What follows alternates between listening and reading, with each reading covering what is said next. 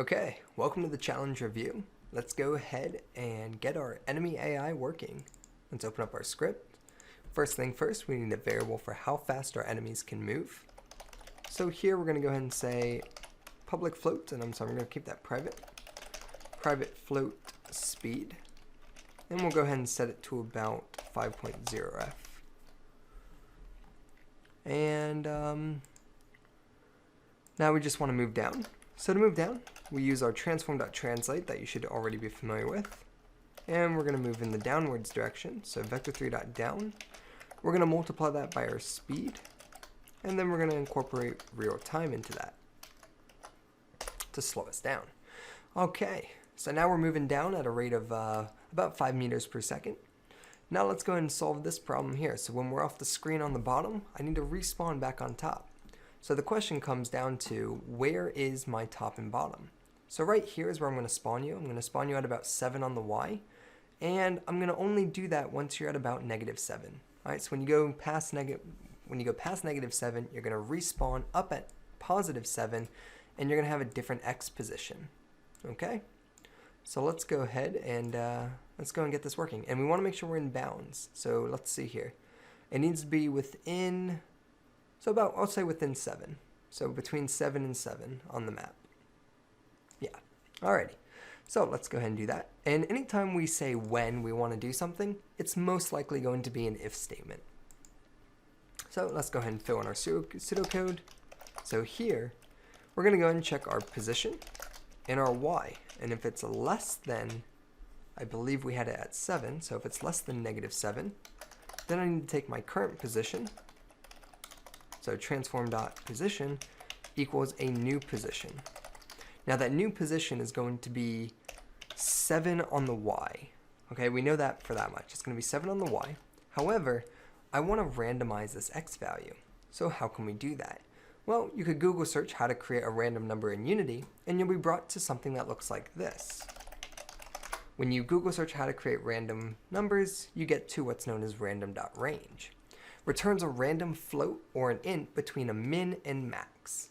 Okay, and the max is inclusive, so using random.range 0, 1 could return 1.0 as a value. So max is inclusive. Okay, so that means it will return anywhere between 0 and 1. Okay, now let's look at how to use it. So here you type random.range, you open a parenthesis, and then you put 2 values in, and it gives you back a random value. So here I'm going to go ahead and say random.range for my X value, and I'm going to pass in 2 floats here. It says a min and a max.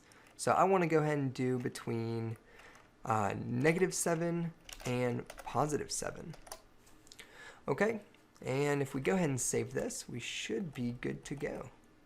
And you'll see here we have an error, and it's because I have an extra comma here.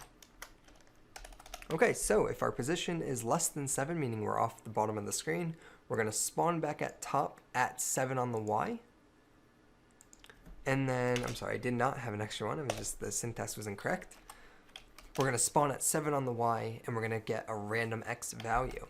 Now, to clean this up even further, and let's just make sure it works first, but to clean it up even further, oh, whoops, I adjusted our scale to 5x. Give me a second. Okay, so here's our enemy here. Okay, let's go ahead and drag him over here. Let's go ahead and run the game. So he's moving down, and as you can see here, our enemy is now getting randomly positioned along the x-axis. Now there is, okay, there we go, good. I was looking for some variety there. So now our enemy is constantly coming down at us at a variety of different positions. Now, one more thing that I want to do here is, one, I can optimize this just a bit. For instance, it looks a little messy having the random range in here. So what I can actually do is I can go ahead and say here, float random x equals the operation of picking a random number. So I want to get a random number between -7 and 7. Okay, and we'll go ahead and say 7f, 7f. And then what I can do here is I can just put in that variable, because it's going to equal whatever that random number is. And there you go, transform.position, new vector3, random x. Alright, and it just makes it a bit cleaner. Alrighty, and just like before, we can go ahead and run this. Everything should be fine. And that completes our simple artificial intelligence behavior. Now imagine when we get into our spawn manager and we're creating enemies every X amount of seconds, how this will increase the difficulty because any enemy we don't destroy gets repurposed and reused, adding more enemies.